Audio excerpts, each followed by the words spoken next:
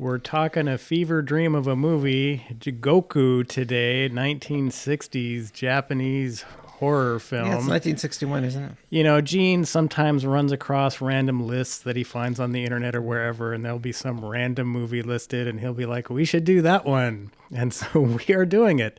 The cool thing about Jigoku is it came out in Japan in July of 1960, so it's 64 years old here. Gotta love it. But let's get right into it. Gene, Well, I have where to are you say at? that last week we were talking about, there's our movie, and it made references to Silence of the Lambs. So I did suggest to Roger, let's just review that one. Everyone knows that movie. But you, out of hand, just dismissed it. No, not doing that one. So I on my Netflix, or not Netflix, excuse me, but Instagram feed, I have this horror channel. And of course, this came up. Yeah, there's a scene in the clip where it showed like a lot of people, like they were marching, and the color was subdued, almost black and white in tone. Everyone was just marching in a very, very, very slow, laborious way, like everyone's a prisoner and they're condemned, and it's just like terrible. And so I saw that, and it's like, oh, it looks intriguing. You don't really see that a lot in modern horror. So let's check this out. Since you did shoot down Silence of the Lambs, which is okay. Well, it won the Academy Award for Best Picture, so of course Silence of the Lambs is fine. I don't consider it much of a horror film. Yeah, action adventure, sure, but there are parts of it. Clarence Starling, and Right, yeah, of there are some course. parts. Yeah. Did I say Clarence again? Yeah, I of did. course you I did. did. What Yeah. is wrong with me? Clarence. But the basic What in the deal? the basic plot line of Jigoku But this movie, yes, is there's a young man, he's got a fiance, and this movie really is kind of a fever dream. There's this character that may or may not be his friend, may or may not really be in existence in the even at all. right, It could be like in a dream. and kind of leads the young man astray to where kind of trying to get him to do things that would ultimately cause his downfall into hell. Right. Yeah, the movie it looks like it was made. It reminds me of watching a play, actually. Mm-hmm. It seems like all the sets are like real inexpensive set pieces that you would see in a play. And then also the movie, the whole topic of the movie delves into like, what is hell? What is it like if you go there? What like qualifies you for hell? Right, his qualifiers seem to be pretty light. Yeah. Because he's basically a passenger in a car that has a hit and run situation, and that's really the trigger that sends him to hell. Yeah. I think it's because he doesn't. Right, they abandoned him, right? But it was a hit and run, and Right, but he was just the passenger, and he was actually then trying to go to the police when. Right, and the other guy talked him out of it. Mm-hmm. Yeah. So, but it seems the movies makes a lot of allusions to that hell could be not necessarily a place that you go to. It could be a place that you've created here on Earth, because there are a lot of situations where they're like at parties, and it just seems like there's just a lot of people drinking, and like, are they really having fun? Is this really a good time? Is that a vision of hell in and of itself? But the whole thing where they're doing those parties and stuff, they had already set up that every single person in there was some horrible sinner, right? The police officer had bribed somebody, Right. Or had accepted a bribe to convict somebody who then ended up committing suicide. You've got the old folks home group that is purposely feeding them rancid fish to save money. Right, right. there's right. They catch these fish, and Well, the fish are all dead. He's just scooping them out of the water. Right. And these little silverfish. The dying mother, well, right next door to the dying mother is her husband having an affair with this prostitute, basically. So everyone in this movie is basically a sinner. And so they're reveling in their debauchery, basically. Yeah, these parties are just crazy. Yeah, it's just crazy to even watch it. This movie just goes to new extremes in it. It's visions of hell. Like there's a high body count in this movie, and a lot of people, Everyone dies. they all end up in hell. Yeah, and they're in hell, and they spend a lot of time with the river. There's a river going through hell, and I thought the river was named Styx, but I guess they named it something else. I don't remember off the top of my head what it is, but they spent a lot of time there, and they spent a lot of time talking about that there are children in hell, that they've died, and that they can't find their way because their parents are there and they're crying. And so it turns out that there's a woman who's died, and they need to save her infant baby. Right, unborn baby. So the main character, his name's Shiro or something like that? Yeah, I'm not going to be able to help you on that one. Right, but his fiance is killed in this car accident. She had not told him that she was pregnant. So it's this unborn child who is now residing in hell as well. And he finds out that information in hell. In hell, yeah. And that gives him additional torment. Right. There's nothing good that happens in this movie. It's all bad. But Gene's right. It looks very much like a stage play with all the set pieces, and there's a lot of big fog machine scenes. Yeah. But it's kind of the Buddhist version of hell with the different planes and this and that, and so that's maybe why it's not the river Styx and it's the river something else. It's river something else. You know. Yeah. And the guy goes on a mission to try to save this kid, but of course is unsuccessful. And again, use strange set pieces like the baby's on some kind of spinning wheel. Right. And eventually, after a lot of trials and tribulations, he gets onto the wheel, but he somehow can't get to the side where the baby is. Like they're on opposite sides of the wheel, and it's spinning slowly. Yeah. So so hell is just, you can't get anything done. Well, and I did like that though, where his eternal torment was basically appears to me to be, you've got to rescue this child, because there's the great scene where he runs across his professor friend and his wife, and they're in this big line where they just are going to be wandering aimlessly for eternity in hell. And there's lots of people in hell. Right, and he is basically just, have you seen my child? Have you seen my daughter? And that's like his singular point of torment, is trying to find that kid that he's never going to be able to. And a lot of people in hell they're just like, they're wearing really like prison clothes. You think of some World War II prison movie, right? And lots of them they're shackles. Their hands are behind their backs, and they're just walking with their heads down and shuffling along, just moving, but having no purpose. Just right. Yeah, you're alive. Endless, eternal cycle of torment. Right. So that's the picture of hell that this movie portrays, which is interesting because it does delve into a little bit that in hell, parts of our hell is like your body is cut to pieces, and it's interesting they don't actually show people getting cut. They use like there are no special effects. It's pretty limited. Yes. Yeah. There's some stuff where they're removing the flesh from this one guy, and you can clearly tell that his head is just underneath the stage, and it's just this fake body thing and stuff. Right. But interesting idea. Yeah. I mean, we're talking 1960s, so they can't get too over the top with their special effects. Yeah. Yeah, I like this movie, though. It just makes you think about different things, and it's just interesting to see like different viewpoints. Well, and I think everything we're talking about with hell, though, you need to realize this is the last 20 minutes of the movie. The other part of the movie is all the setup of this, where there's these two women, a mom, and maybe it's her daughter, are going to get revenge on Shiro, and I think the guy's name is Tamura. Yeah, it's a little hard to follow. Because they've discovered that they were driving the car, and so there's that little subplot. Yeah, and then the guy that gets run over is some powerful drug lord. Right, he's a yakuza. Yeah, and people see him getting killed, and so they're going to enact revenge on the two drivers of the car. Mm-hmm. And the police track them down because they tracked them down using tire imprints, I guess. So they are caught.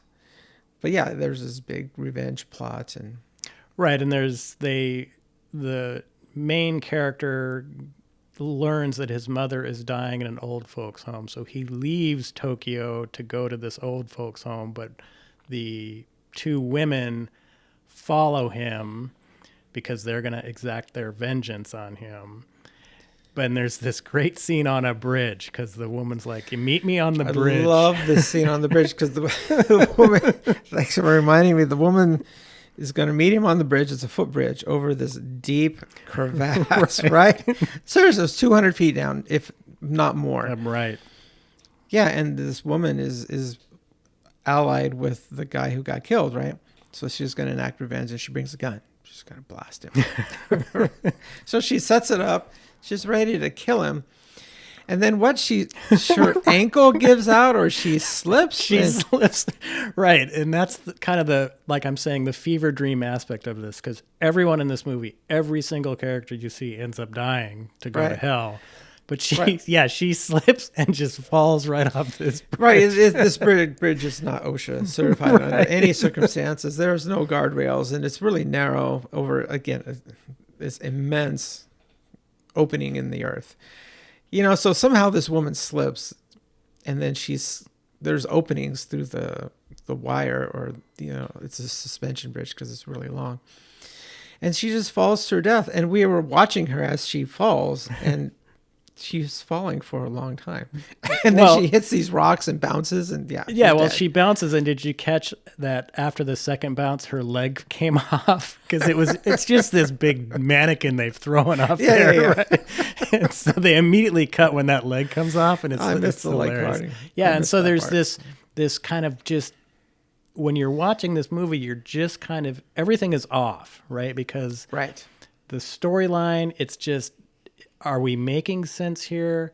How is this happening? How did they discover that it was this guy that was driving the car? Well, she discovered it because he went to like a strip club and they had sex and she sees his ID. What a coincidence this is, And just all these scenes. And then is the Tamara guy who was he's like this demon character, and in hell he does identify himself as like this prince of demons or darkness or whatever. Right. But he shows up all throughout the film just out of nowhere. So at the beginning, the main character is with his fiance, and then he just shows up, and he talks about being the uninvited guest. Do you remember that?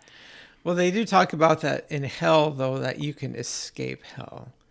They do get into that. Is that one of the ways you can do that is you go back to the world, but as like the devil's servant, right, or like the devil's ally, which I guess maybe was this character. He went up, and in hell he was like the leader, a major figure in hell. So he went up to the surface and surface our world. Yeah, and he helped to bring other people to hell. So I guess that's one way you can escape hell. Yeah, and so that's what he was doing, but this character just makes random appearances just out of nowhere, because the main character, again, goes to see his dying mom way out of Tokyo, somewhere, who knows where it is. These loud trains. And then just out of nowhere, he shows up. Oh, yeah, I'm going to be staying over at this inn over here. And he ends up, of course, also falling off of that same suspension bridge.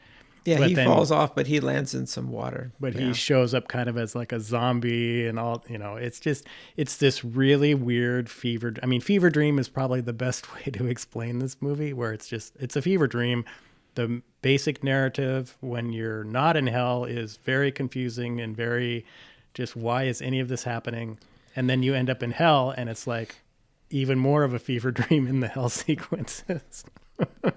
Yeah, I give credit to the guys who made this a long time ago, but it's just a different idea. It's a different approach, and I just like the movie because it's creativity. It is hard to follow like what's happening before they get to hell. You can kind of see the thematic elements what they get once they get to hell, like the torture that they're in.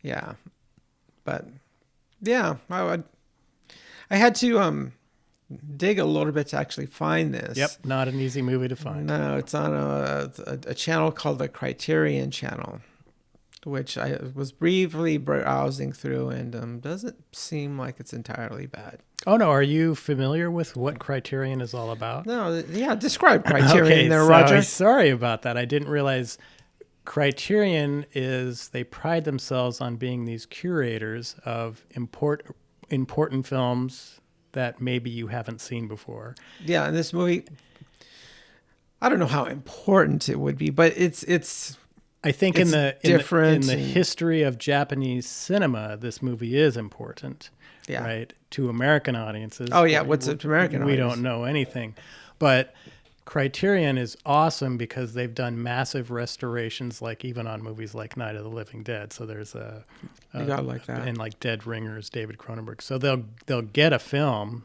through whatever means they acquire them, and they lovingly restore them. Their DVDs, Blu-rays, etc., even Laserdiscs are chock full of information about the movie and interviews and all sorts of cool stuff. So they're a great company for this. Did you notice the Criterion Channel also has scanners on there? I did notice right when I opened Criterion's channel. I didn't notice scanners, but I did notice Mulholland Drive. Right. It's right. like, really, they have Mulholland Drive, which is a very strange movie, but it's got some really deep stuff going on there, and which I love. Right, and that's it's like you have Mulholland Drive right there. You're not so bad. And that's kind of Criterion's deal. The only time Criterion, I think, has ever gotten any grief is when they did a loving restoration of Michael Bay's Armageddon movie.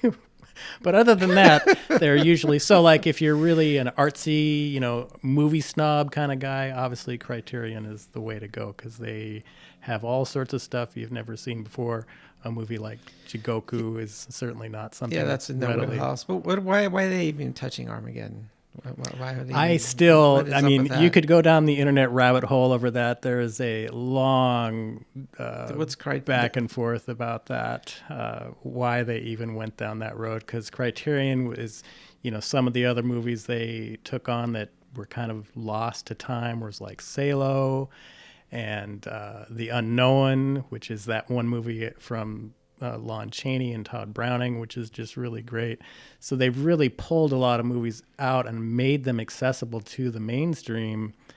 And a lot of those movies are just like this one where, wow, I've never seen anything just like Jigoku before. It's just very weird. It is weird. And so I have a lot of respect for Criterion and have many of their Laserdiscs still and Blu-rays and DVDs. Awesome. Yeah. They did This Is Spinal Tap one, which is just fabulous. Okay. Lots of features. Yeah, so on I there. think we'll probably be reviewing more movies from Criterion. Well, since we've delved way back into 1960, this is the oldest movie we've done on our show. But they have The Unknown on there, which is, I think, 1927, if you want to go down that road, because I love that movie. We have talked, always a constant theme with Gene and Roger talk movies is like, what are we doing next week? I kind of like it when we're doing thematic themes. Well, but if you... So we can delve into Criterion old movies. Well, the other thing, if you want to stay in with bizarre, berserk, fever dream Japanese movies, I noticed they have House on there, which if you haven't seen that one, no, I haven't is seen completely insane. So I would actually be down with, if you want to ride the bizarre Japanese film train, we could do House next week. And then what year is House? I think that thing is maybe 1970. I can't remember. Yeah, okay. It's beyond. So you just heard it here first. We're doing House next week. We talked about how this was kind of a fever dream. Oh, the fever dream deepens with House. All right. So check out Jigoku for sure. Jigoku. I think a long-time horror film fans, if you've not seen this movie, you definitely should give it a try. Yeah, Criterion, Jigoku. Yep, it's probably something you've not seen before for sure. No. And it's well worth your time. So we'll be back with another bizarre off-the-wall Japanese film next week. We'll catch you then. Bye-bye. See ya.